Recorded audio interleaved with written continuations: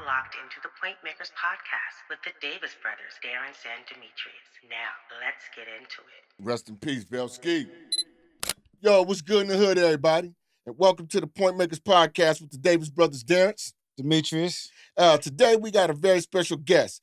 This is a talented man from our community, an accomplished singer and songwriter whose voice and range is on the level of the most popular and talented male singers of today, as well as the male singers of the past. Yes, sir. He is the one and only soulful and sultry Codany Holiday. Hey, man. It. Well, Yes, welcome to the podcast, homeboy. Yes, sir. Why I don't you appreciate tell the audience? having me here. Yeah, tell the audience a little bit more about yourself, what it is that you do, where you from. Man.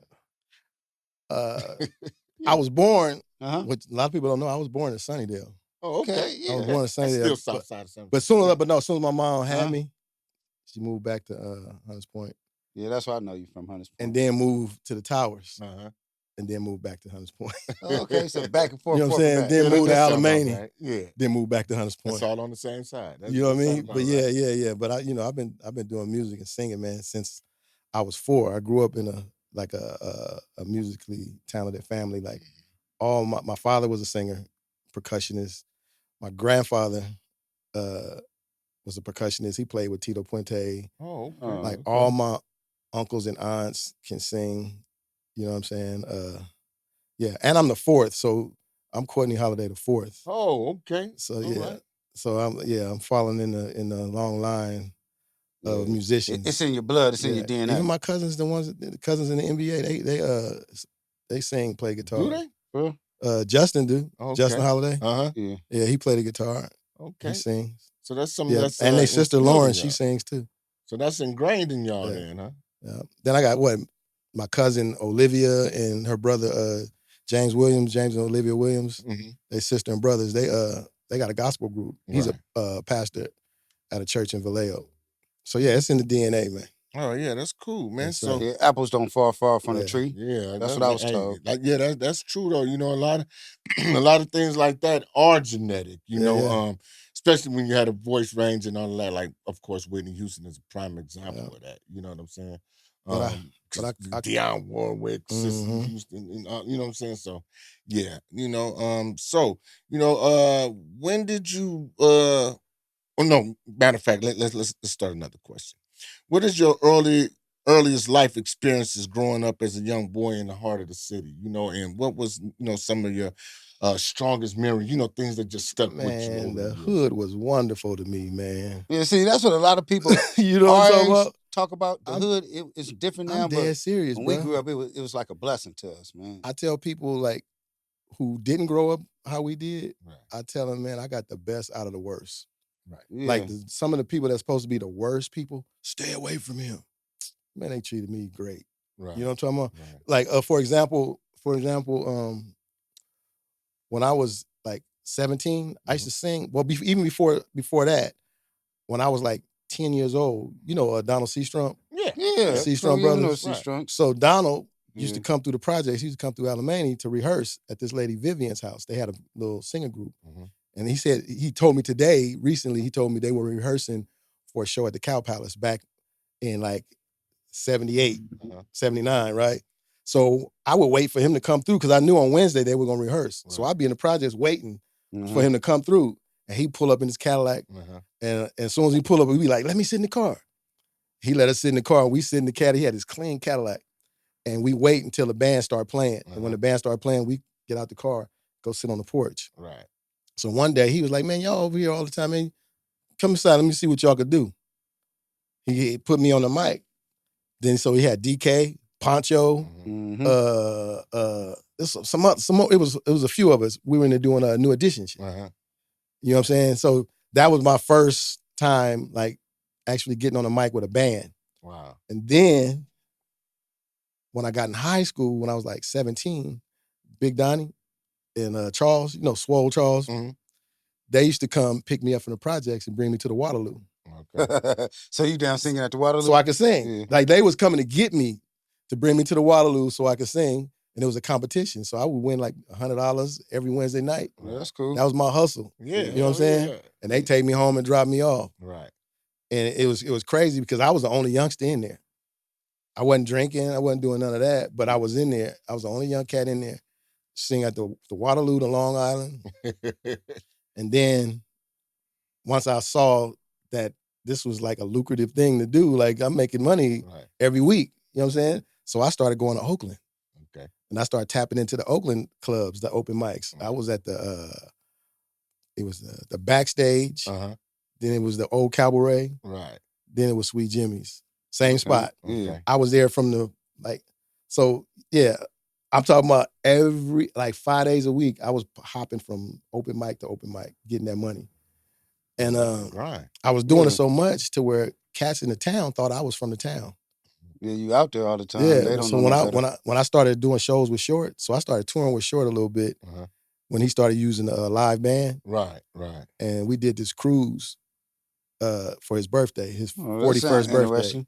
Yeah, and you won't even believe who I saw on the boat though. No, you see.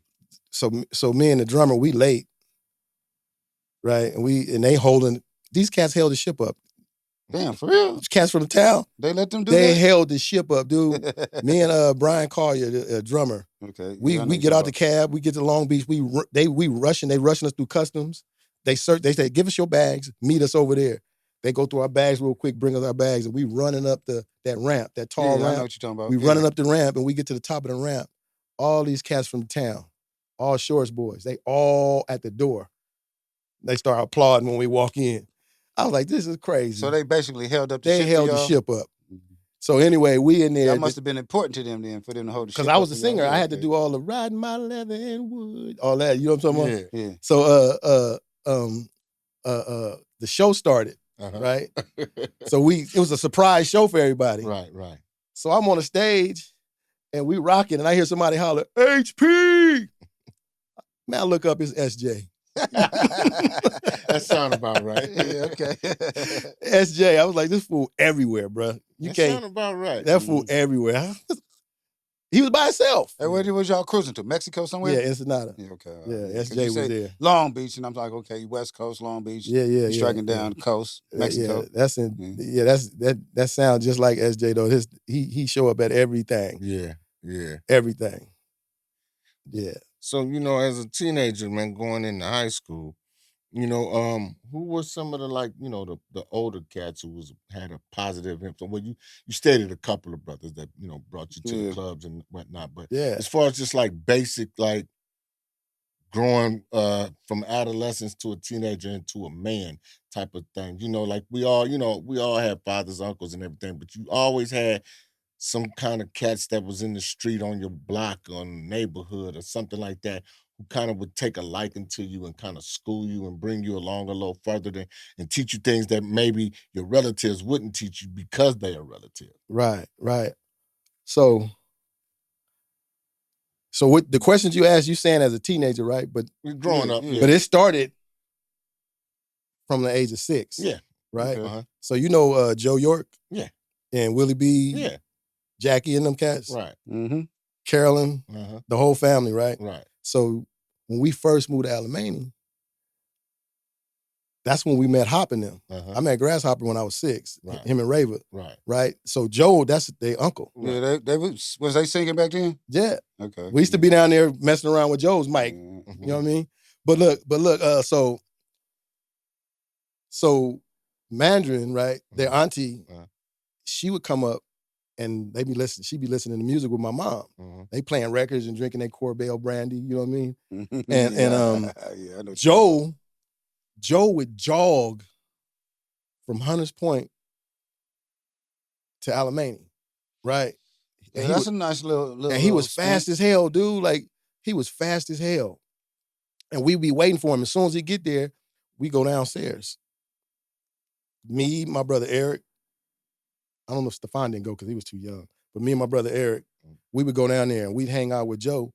And Joe had the stars on the ceiling, the Black Panther poster and that lady, you know what I'm talking about? That lady, and he smoking his joint and drinking his beer, and he be chopping game with us. You know what I'm saying? Like, I'm like literally and he welcomed us all the time. Like, never was a moment where he was like, no, y'all can't come. It was never one of them moments. When he got there, we was there with him.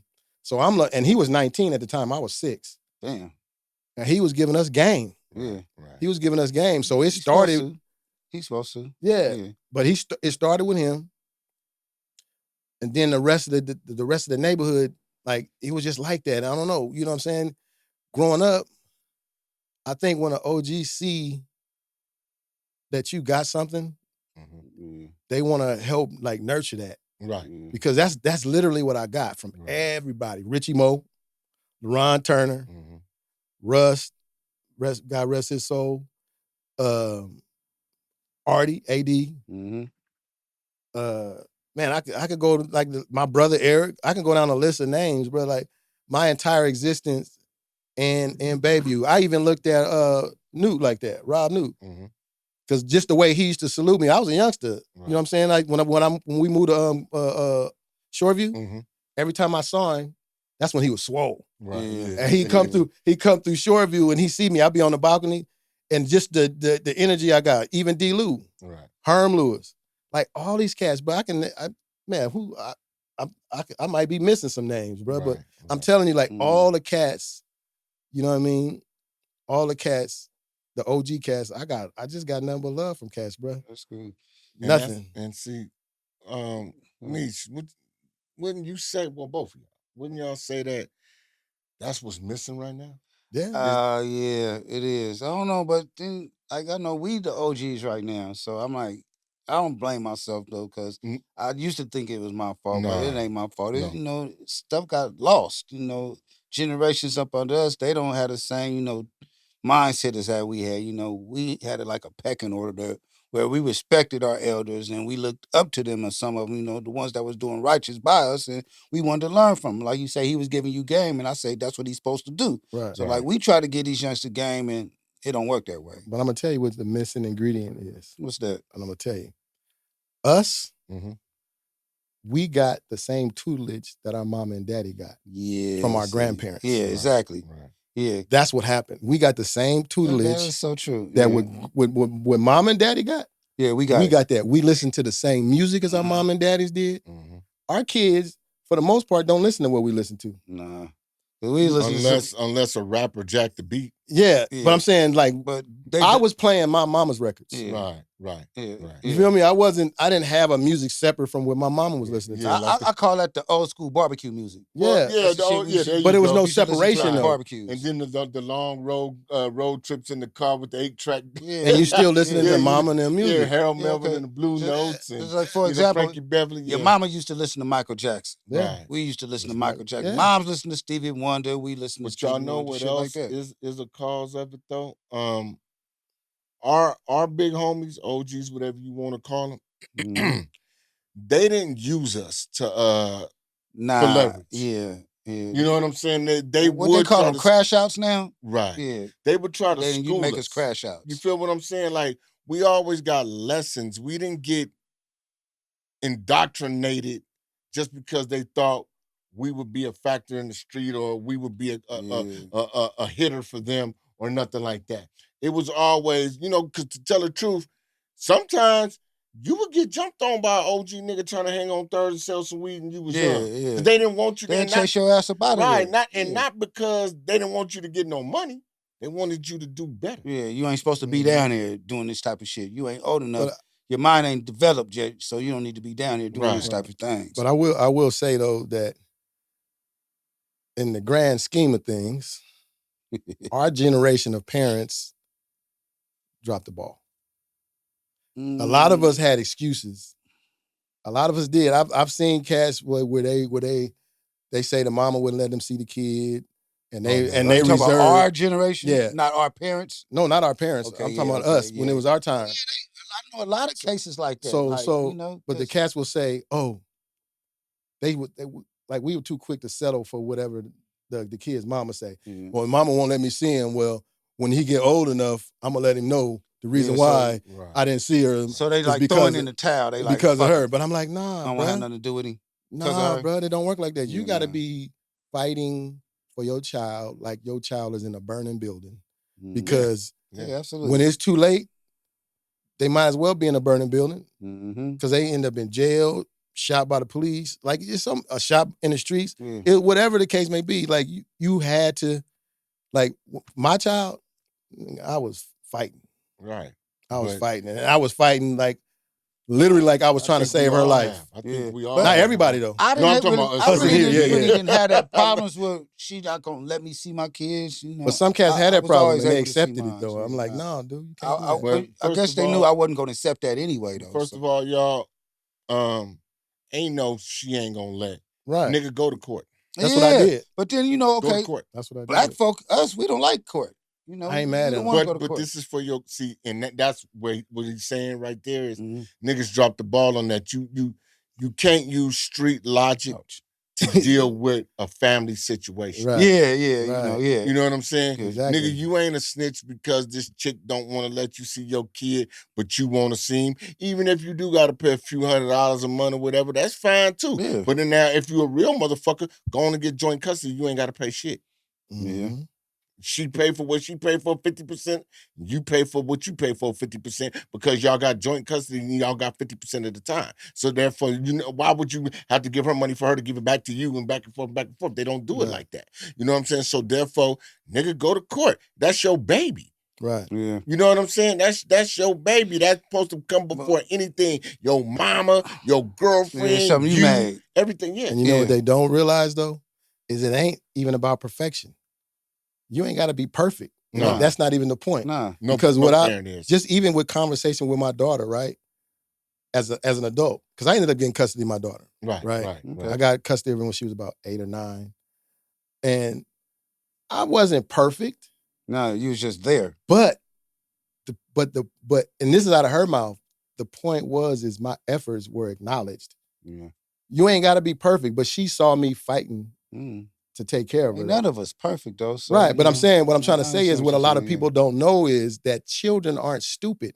Nah, They can see when you putting in effort. Yeah, they see You get when what I'm you not saying? putting in effort also. Yeah, And that's you what I'm saying. consistent. Yes. See all that. So when I was explaining to my daughter, because one of the things I was always doing, like, right, is I made it a point to make sure my issues belong to me and I didn't make them her burdens. You know what I mean? A burden of hers. Right. Because a lot of times parents forget that when you going through whatever you're going through as a parent, growing up, because we always growing. Right. Yeah. So as you grow through your growing pains and you become a better person, people forget that their children go through them same damn Yeah, experiences right. with you. There's levels.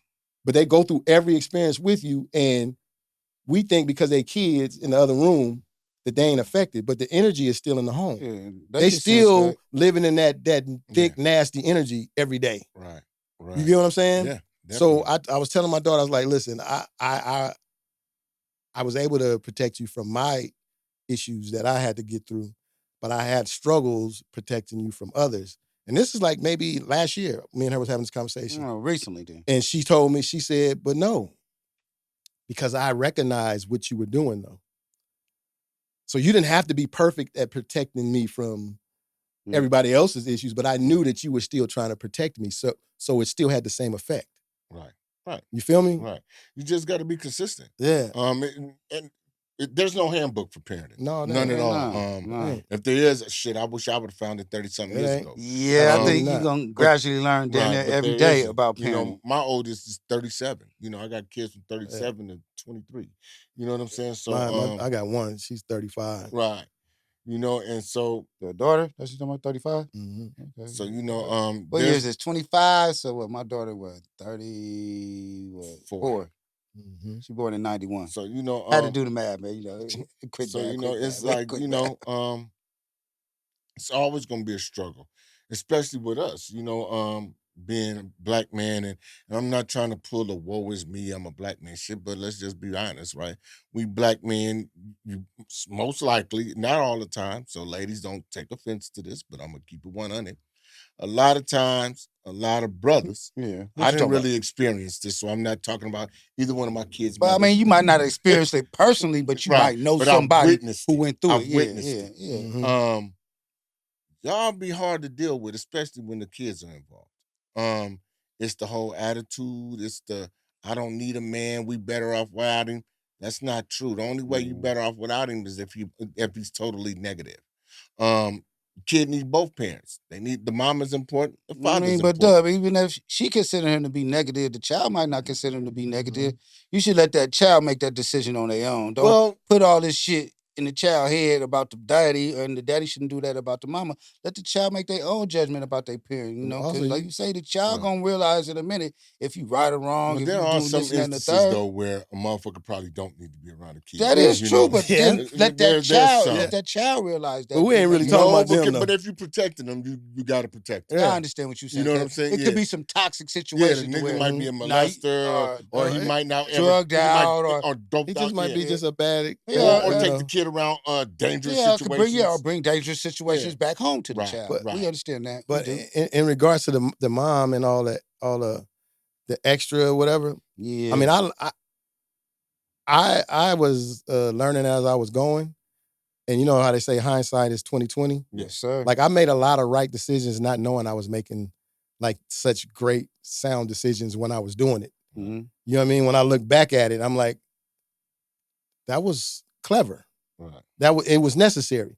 Like, dude, without going into all the detail, like there was numerous like situations where I should have been, the average cat would have been arguing and cussing with the mother. Right. Yeah. And I show up and I just get my daughter and leave. And with no, when I tell you no arguing with her about nothing. It took me a Nothing. while to get to that point. So I mean, bro, Because ain't gonna- but the ideal was if I'm not arguing with her, Mhm. right, I'm not traumatizing my child. Right. so is y'all cool to this day? Yeah, I went to Okay. elementary school with her. Mhm. I'm not. Listen, I'm gonna tell you, bro. Like this is, I'm gonna keep it a buck with you. Like, I'm not trying to hold nobody's feet to the fire, because you can get burned too. Yeah. You imagine how close you got to be to the fire to hold somebody else's feet to it. Yeah. Very. You next to the heat too. Yeah. I don't need to be. I I'ma don't feel need it. to be holding nobody's feet to the fire. Yeah. My goal was my child. Yeah. My goal wasn't to argue with her about him. And if I'm really focused on my child, any Yeah. energy that I put over there is It's- energy being taken it's away worthless. Yeah. from. I see. You feel me? Yeah. That's like, I mean, you know, That means you more worried about you her can't mama be than the kicking baby. somebody and lifting weights at the same time. Nah. You know what I mean? You're gonna lose. Some of your energy or your strength gonna go somewhere else. I'm saying when you really dealing with it, like a lot of cats allow their emotions to be first in line. Right.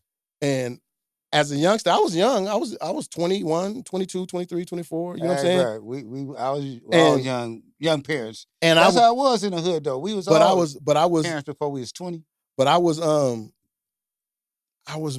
like, I'm not finna fight with her. And I learned that, dude, just because somebody got, like, you gotta kind of like look at the road somebody had to go through to get to the point where they messed up at. Yeah. When we see a dog, a puppy, and it's all abused and cuts and everything, and it's in a corner, and you try to pet it and it snap at you, the first thing we say is somebody abused it. Yeah, something. Somebody we acknowledge that the dog been through something. Right. But when we dealing with people, we judge them right there at that space, but not the road that it took him to get to that space. So I always look at it like, what happened to this individual? I always do that. There's always some external drama, internal pain. Yeah. That we might not be privy to. Right. So I leave room Right. to just understand that I need to focus on. I ain't got time to be judging people, bro. Nah, I don't do that either. I can't judge. And nobody. I afforded my daughter's mother that. Nah. I gave her that space. I'm gonna tell you, dude. I remember we was down there on hanging out one night, and they was calling her a bitch, right? And we drinking. Mama or your baby? No, her mom. Okay. And we drinking, Mm. and they calling her a bitch, right? And I said, wait a minute, nigga. Don't call her no bitch, nigga. What's wrong with you? He was like, oh, nigga, you don't even mess with her no more. I was like, bruh, that is my daughter's mother. So out of respect for my daughter, you can't call her mama no bitch. You my homie, right? You my homie. Absolutely. But Pete, what I'm saying. So if your mama or something was a drug addict and mistreated y'all when y'all was kids, okay. When I see her, I'm gonna still give her respect because I love y'all. Yeah, you ain't gonna call her. I'm not gonna call her nothing, and I ain't gonna let nobody else talk crazy about her because y'all my folks. Right. So why can't I afford the same respect to my child? Supposed to. But average cat ain't doing that. Right. She a boatload of bitches and everything. And I'm saying, no, my child gets the same respect my homie get. Well, that's because a lot of dudes, a lot of men, males, boys, whatever you want to call them, they not carrying it as a grown man should. Like I just said a couple minutes ago. The main focus is supposed to be the child and whatever the fuck is best for the child. Yeah. Whatever it is. If you gotta kiss this woman ass because it's best for your baby, go on and kiss that ass. If you gotta take some cursing, because it took me. They might not even let them kiss their ass though, Doug. No. What I'm saying is, Now I done seen a lot of instances where the parents talk bad about the kids, daddy, and they ain't supposed to be even saying nothing bad, but your daddy this, your daddy that. I've been through that, Plaid. Yeah. I didn't know it was you, but I didn't see instances. No, I'm saying I've been through it. Okay. You know what I did? What you do, bro? When my daughter was a particular age, she was young, and I told her, I said, listen, you can come to me and talk to me about anything. If you think I'm wrong, you can come to me and talk to me about it. You just better not be disrespectful. So now we got an open line of communication where she can come to me and don't worry about getting shut down when she got a disagreement. Whenever her mama says something about me, she can come and bring it to me and say, my mama said this. And I tell her the truth. I don't say nothing about her mama until she come tell me some lie that's been told. And I'll be, okay, well, listen, this is what happened. Yeah. Right. And so, but what I didn't do was, even her mom being out of pocket, you know what I told her? I said, listen, I said, you love your mama on this hand, and you got the things she might do wrong on this hand. Mm-hmm. Don't ever bring them together. Don't bring them together, because when you bring them together, your love and her wrong, now you start to justify her behaviors, and then they become behaviors that you absorb, and now you doing it. So I always told her, keep them separate, and acknowledge that on this hand are the things that you won't have a part of your life, and on this hand, I love my mama. And I told her, I said, I don't ever want you to disrespect your mom. Yeah. Don't disrespect her. Just acknowledge that she out of pocket. If you respect her, it's gonna be hard for her to disrespect you too. Yeah, but it was a conversation that I had to have verbally, and I ain't gonna guess. I had the conversation when I did it more than once. Like every time it was an issue between her and her mom, I sit her down and I had that same, like a broken record, that same conversation about how I don't want her confusing her mom's wrongs with her love for her mom, and I don't want her passing judgment on her mom and disrespecting her mom. Just know she out of pocket. Yeah, realize that and move on. And move on and be like, these keep a mental note. I won't be having this in my life when I get older. Right. You know what I'm saying? Yeah.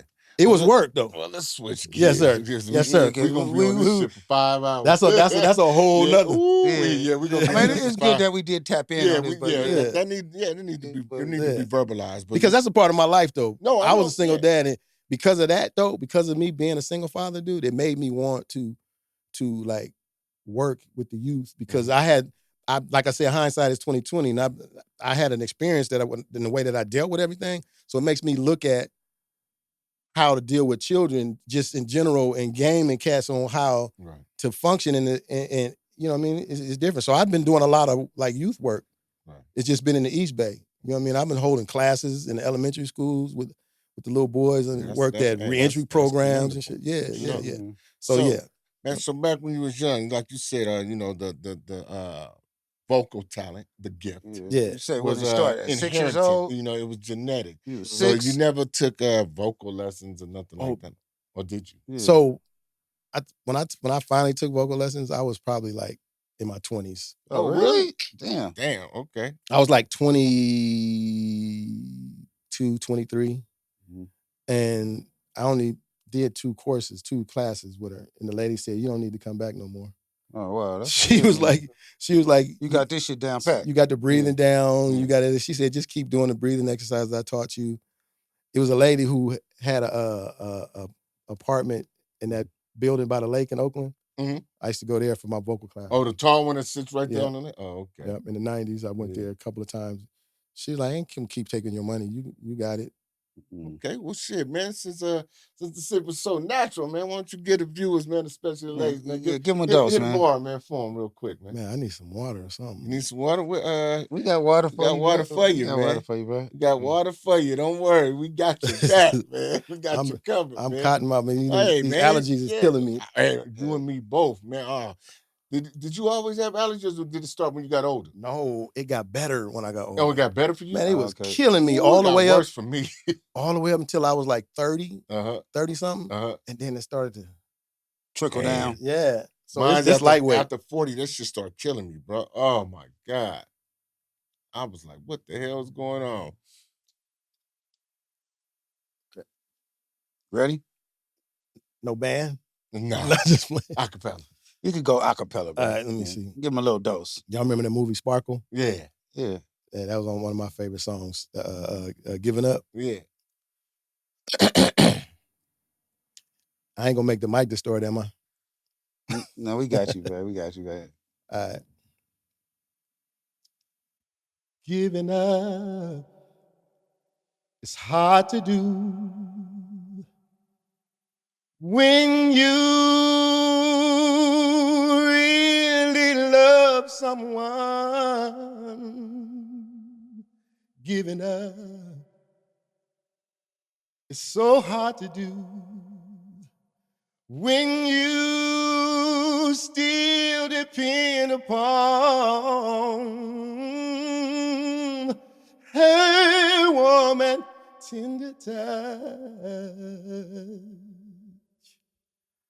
her kiss and her caress. Ooh, that just meant so much and bring you happiness. Whoa, giving up.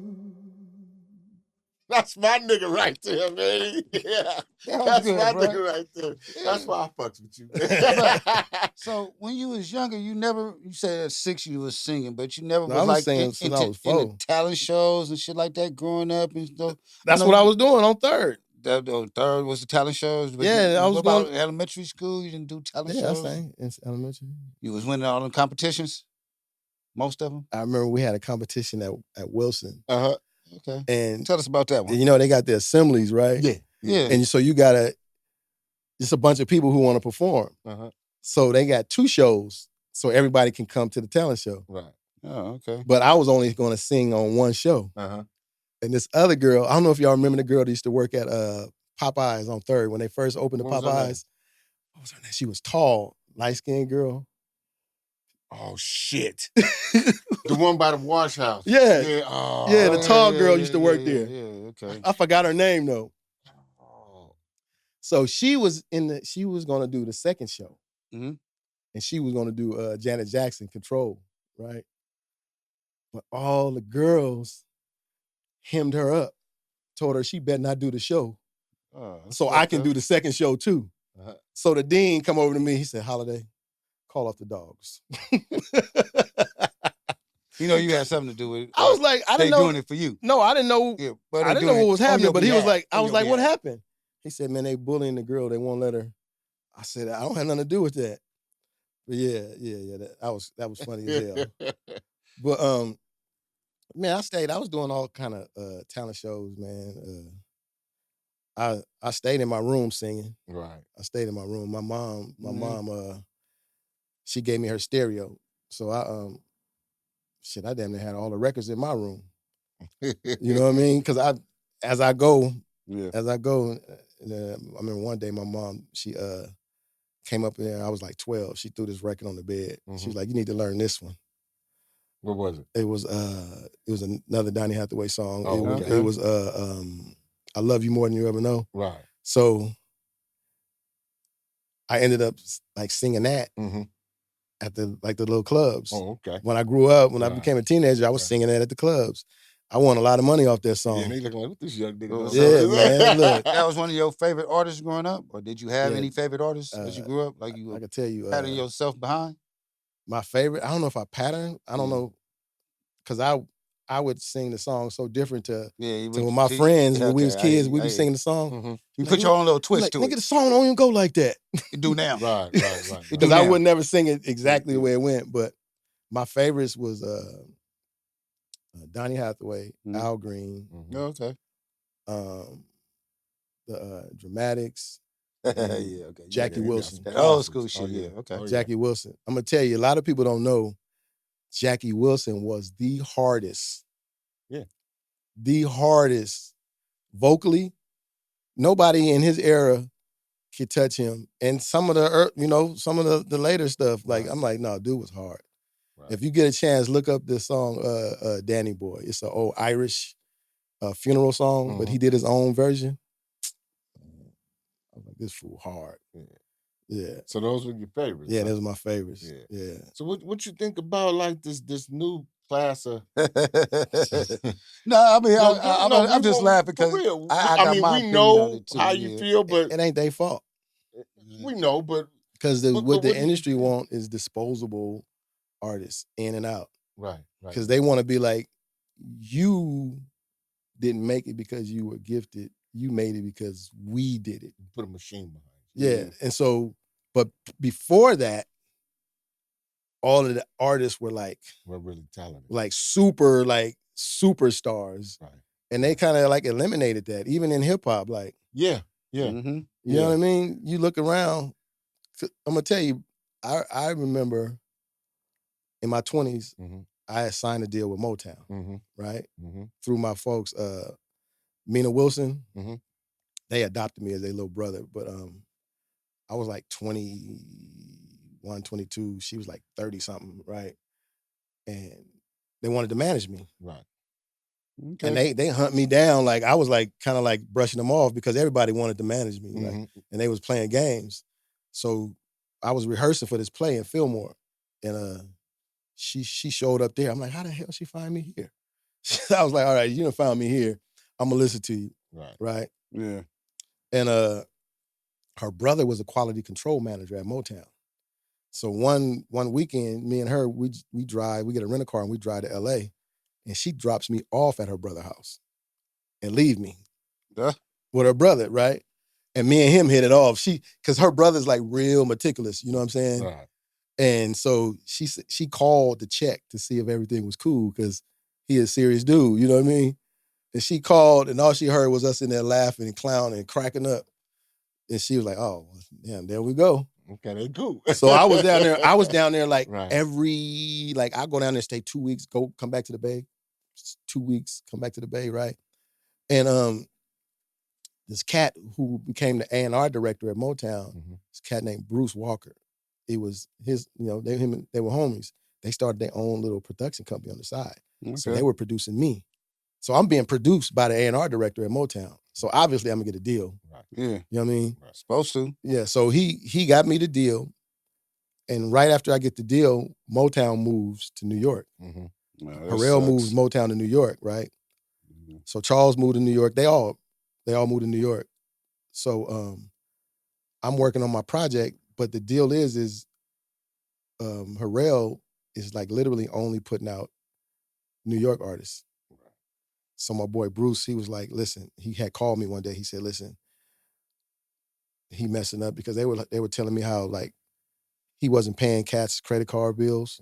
So you get a company card, your name is on it. Yeah, absolutely. And you know what I mean, you use it and then they reimburse you. Yeah.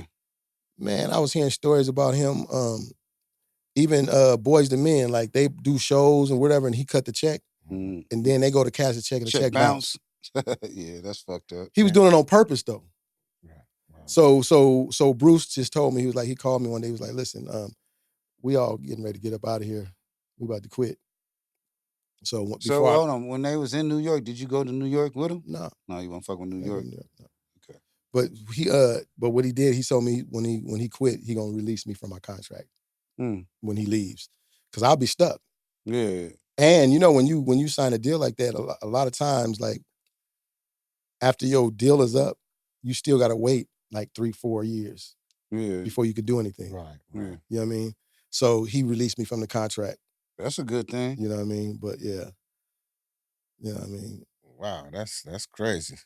But go on and look at what's happening. So that's what Diddy learned all that shit from, huh? Yeah, man.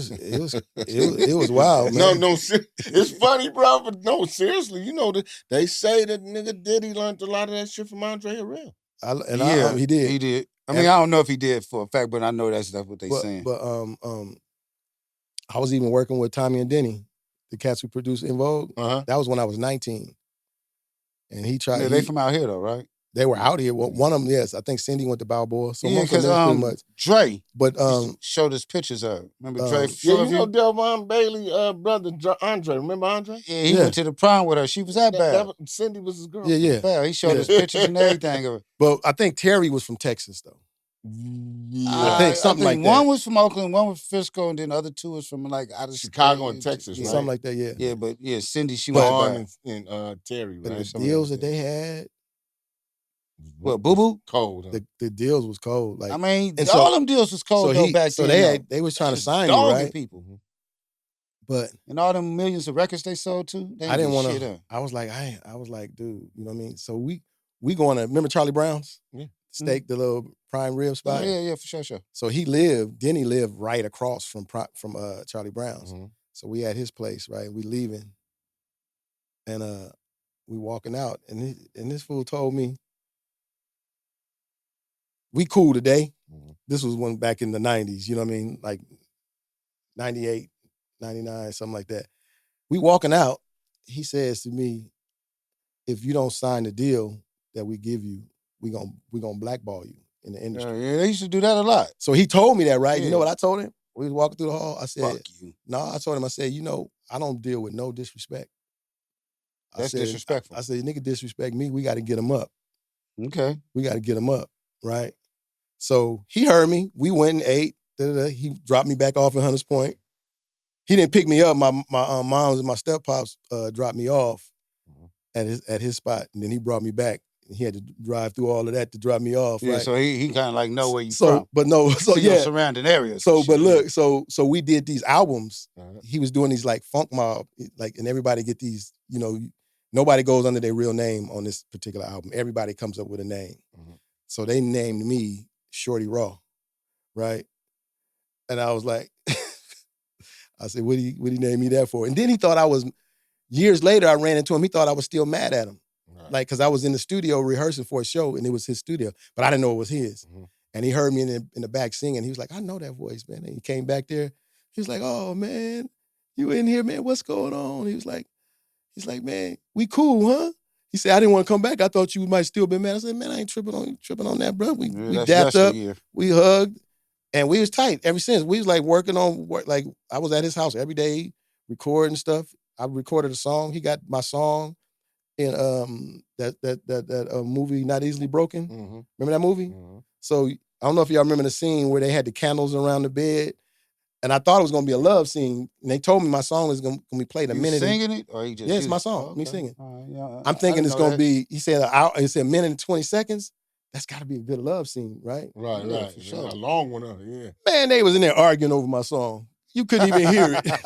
I was like, come on, man. Oh, they yelling and shit. Yeah, they got, so he set it up like a love scene. He was trying to be romantic, and they started fighting.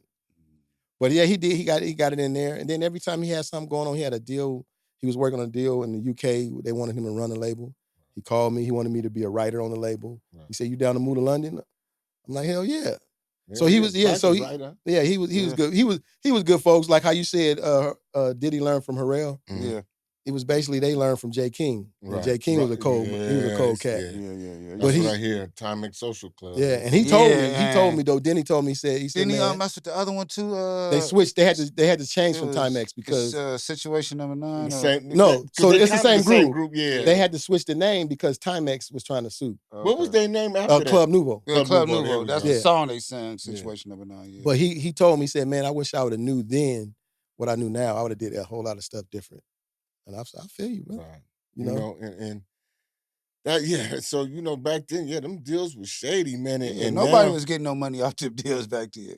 Well, but what I was understanding. But one thing. Except for what, the managers or the producers or some shit? Well, at least But the artists wasn't getting shit. Yeah, you got your tour money. Nowadays, these motherfuckers don't even get their tour money. But you know how they get caught up with that, though? they signed them 360 deals. Yeah. So Cass was independent, right? Yeah, straight touring. Right, because so the funny thing is I ended up doing all my music in Oakland, right? And production, everything. So I started singing hooks and writing hooks for this group Zion I.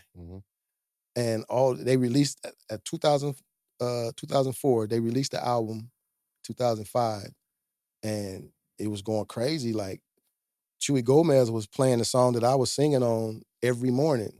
That Song of the Bay.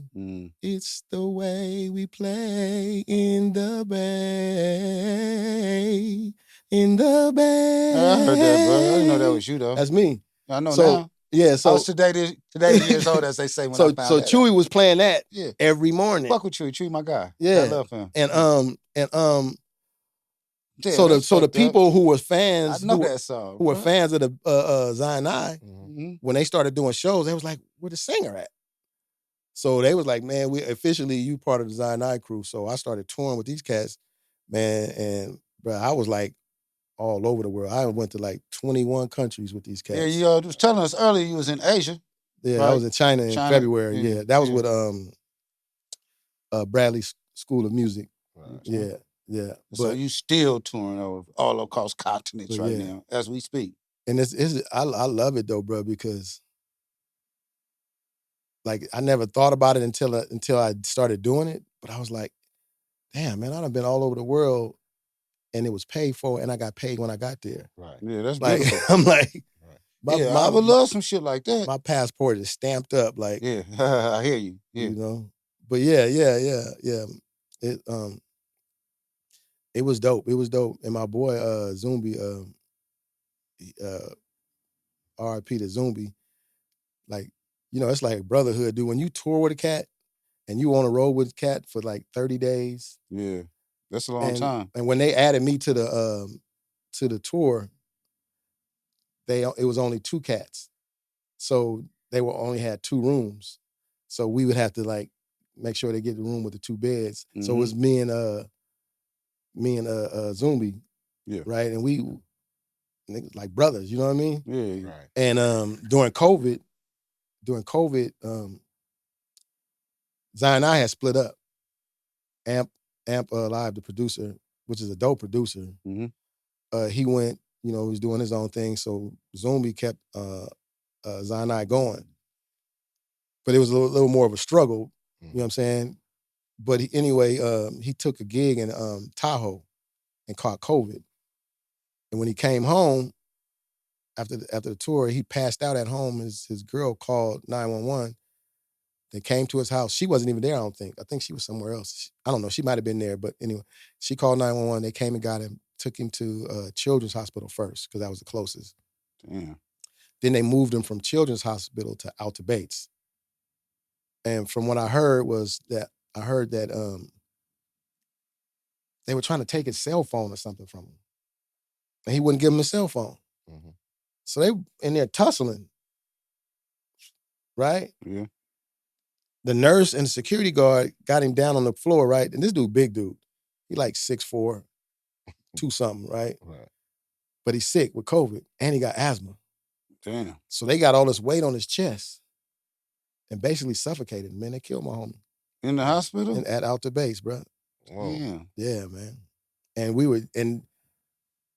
were just like they were quietly putting together a reunion tour, and it was gonna do a whole nother album. Right. Getting ready to tour. They hadn't told me yet. They was like, we was about to call you and let you know we had already been putting everything together. Yeah, kill my boy, man.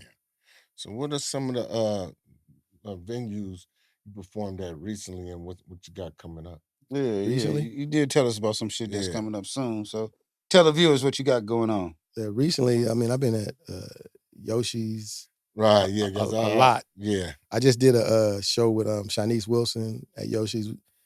I be seeing you on the gram all the time, bro. Yeah, I see you So on the how gram, is it, all the time. performing at Yoshi's, man? Because it's dope. we was thinking about trying to it. put together like a showcase for our group. Our age group, right? Our era. You know what I'm saying? Probably like Big Mac, like See Us, No, they got good other sound, cat, man. yeah. They got good So sound. Good and sound. and because it's more like a How's the vibe? yeah, the in there? vibe there, dope. You like right. it? Yoshi's is fly. Every time I'm there, man, I do some of my best work up in there. Right. I ain't gonna lie.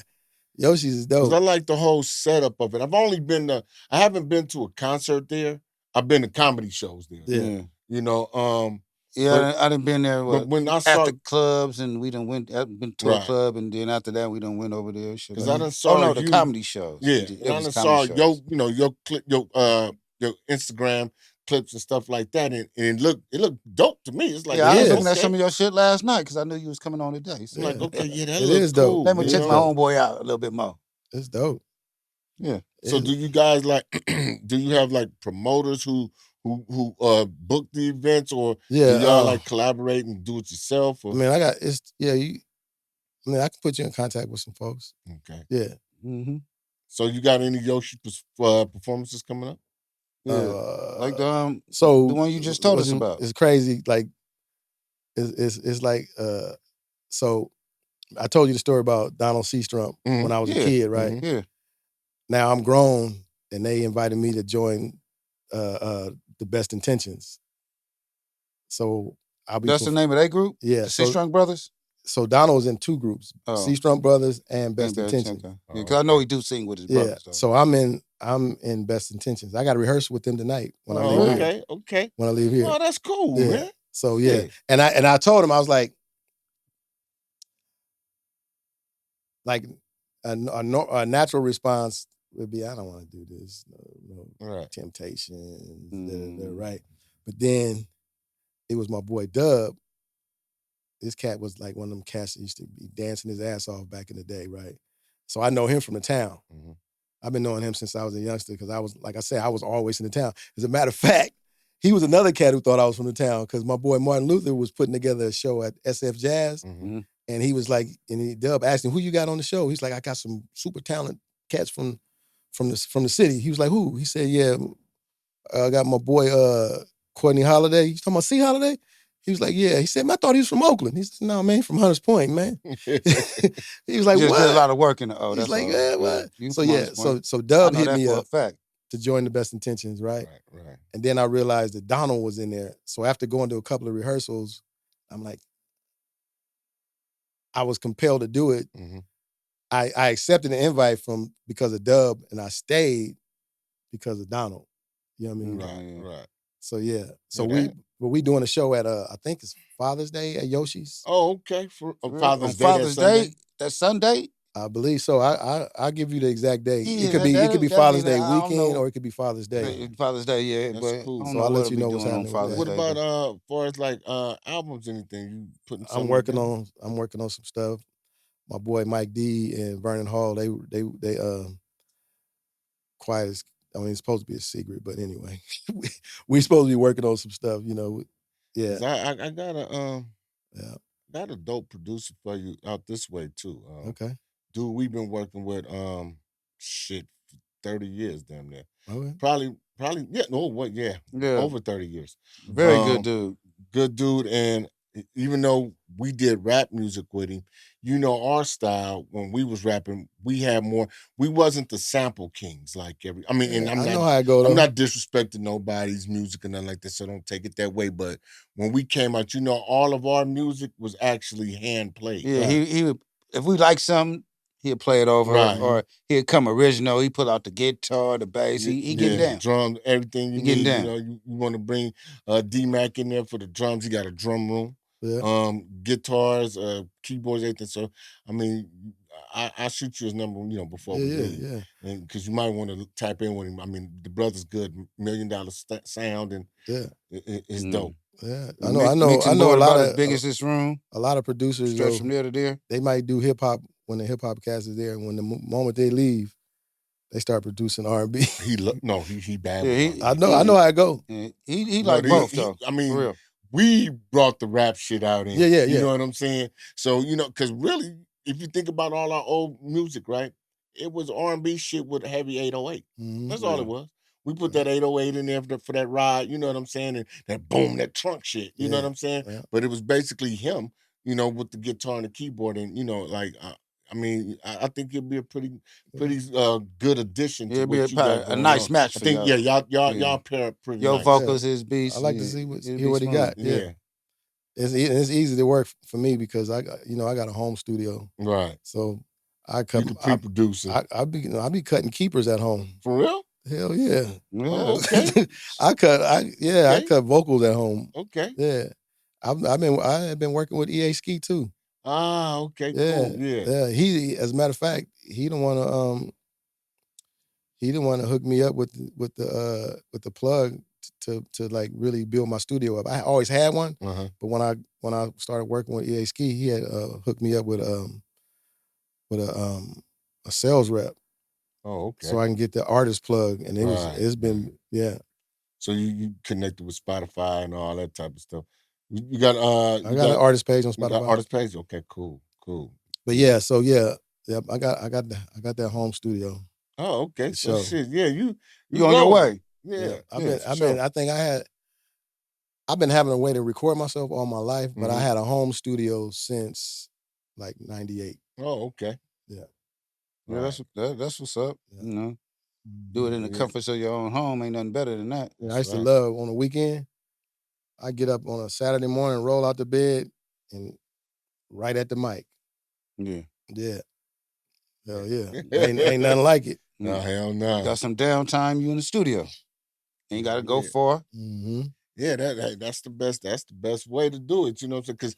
Because that way you get to lay down your thoughts and your ideas kind of like immediately almost. Mm-hmm. You know what I'm saying? Instead of saying, man, let me write this down so I don't forget when I get to the studio. You're always gonna forget a part of it. You know what I'm saying? Right. You ain't gonna have the thought that you woke up with, or maybe that you dreamt about or daydreamed about. You ain't gonna have the full context of that. Yeah, so when you going- get that sensation, Right. just go up in there and do it. Exactly. And I had cats who like from when I was touring, right? Uh-huh. I met a lot of cats on tour. And they'd be like, hey man, give me your number, bro. I'm gonna call you for some hooks. And these be cats, I'd be out of state. And they'd be like, and cats call me, and they shoot me the track. I sing the hook for them, send them a sample. If they like it, they send me half the money. Then I send them the whole thing. Then they send me the rest. Right. Yeah. So if they try to run, at least I got half the money. Yeah, for sure. Right. You know what I mean? But nobody ever did that. They all paid me because they wanted to come back and get more work. Right. But I did hella hooks like that. Just like that. Even like the work I was doing the AXK. Uh-huh. Every now and then I'll go into the studio and work in his studio with him. Mm-hmm. And he always told me, he's like, man, anytime you know me, he said, Holiday, he said, man, he said, you talented, bruh. He said, I don't work with these old non-talented monkeys. He said, but you talented. You don't, man, you need anything, you already know it's good. Just holler at me. Right. But yeah, he called me like, I got this work, this song, I need this such and such on. I'd be like, shoot it to me. Boom, boom, boom, shoot it back to him, bam. Hey, that's business, man. Yeah. You know, for real, man. I see, and that's that's that grind, man. That's that grind we used to that translate from the streets into business. Mm-hmm. You know what I'm saying? We never took shortcuts. Nah. And I think that's. Let me tell you, the only thing about my time doing music that, like, I don't know what's the word, but the fact that I never worked with none of my niggas. Right. Yeah. In Hunters Point. Yeah. Never. It ain't over with though. Never. And I was like, I lived right. right in there. I was like why you nigga won't call me? Guess what? We haven't either. Think about it. Yeah. But I'm talking about like singers, like when they was putting hooks down. No, but think about it. We ain't got no features with no Hunters Point niggas for real. Right. Think about what I'm saying. Right. We don't. We had a group. But I'll tell you this. I got 3-4 songs on Primo's album. Uh-huh. Bay Bosses and all that shit. Yeah. Oh, for real? Yeah, Okay. Yeah. That shit fire, bro. Like, if Cass ain't really listened to it, listen to it. Like, he got some. I got a joint on there called I think it's called Celebrate with him. Shit fire. Shit hard. Yeah, me and Primo, he was coming over to the studio at my spot. Oh, okay. Yeah. He laid at least vocals for 1 or 2 songs there. And then he had the young cat in Sac that he was working with. okay.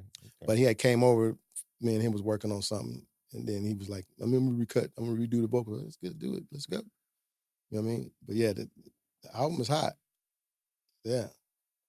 The young caddy, the young producer you got, Mm-hmm. he nice. From Sacramento? Yeah, youngster. Yeah. Okay. What's his name? You know his name? Privy, something like that. Prizzy, something like that. Oh. Yeah, no, he ain't out there like that. Primo brought him out. Like he been producing, but yeah, but he nice though, and don't nobody know about him yet. But yeah, he nice. Yeah, you just put him out there, so they gonna learn a little bit more about him now. I feel like calling Primo just to ask him what dude's real name is. I think it's Prizzy. Yeah. Yeah. Okay, that's cool. Shit. Yeah. So how many tracks you got on that one? About 3 or 4. On that album? The Primo album? Yeah. Mm. Okay. Yeah. I think I heard one of them. He posted that one when I celebrate this night with me. Well, it was another one I thought that might have been you, but I wasn't sure. Probably was. Oh, you talking about different ways. But I didn't the hook, somebody else was singing it, and I just added ad-libs under it. Okay. All right. I think that is the one, Yeah. I think. Because it was already sung, and so I was listening to it, I was like, it needs some ad-libs. So I just did the ad-libs under it. Oh, okay. You know what I'm saying? Okay, yeah. So yeah, what else you working on? Man, shit. A whole bunch, man. A whole bunch of stuff. I'm just got a lot of shows and stuff coming up. Oh yeah. I'm Jeffrey's. Mm-hmm. Yeah. I was singing. I did a Curtis Mayfield tribute at Jeffrey's one year. Yeah, I saw that a couple of years ago, right? That. And Jeffrey came over to me. He was like, "Man, I like that, man. I like what you did, man." He said, "Man, you could do this once a week." And then he called me and he was like, "Man, what you want to do? How about I give you first Saturdays?" Yeah, okay, yeah, you did mention that too. So yeah, I'm like, yeah, I'm with it. I'm like, because in my mind, I'm like, man, there's a lot of nostalgia, you know what I'm saying, in Jeffrey's. Just, there's a lot of history there. Right, yeah. And so, you know what I mean?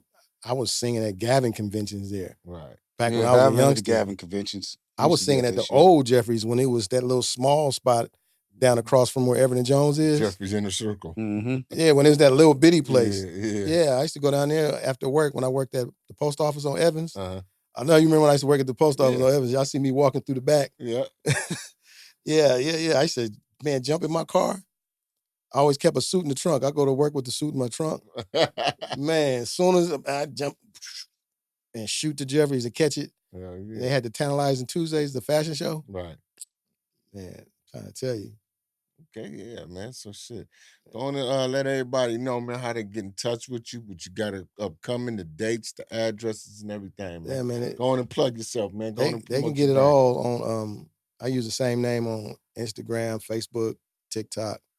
It's Codany Holiday with one L. Codany Holiday. And the crazy thing about my name is a lot of people think my name is Courtney. For years, everybody thought my name was Courtney. But in Haiti, my name is a Haitian name. My great-grandfather was born in Haiti in like 1910 or something like that. Okay. And so some folks from Haiti told me how it's pronounced. And it was like, it's pronounced Codany.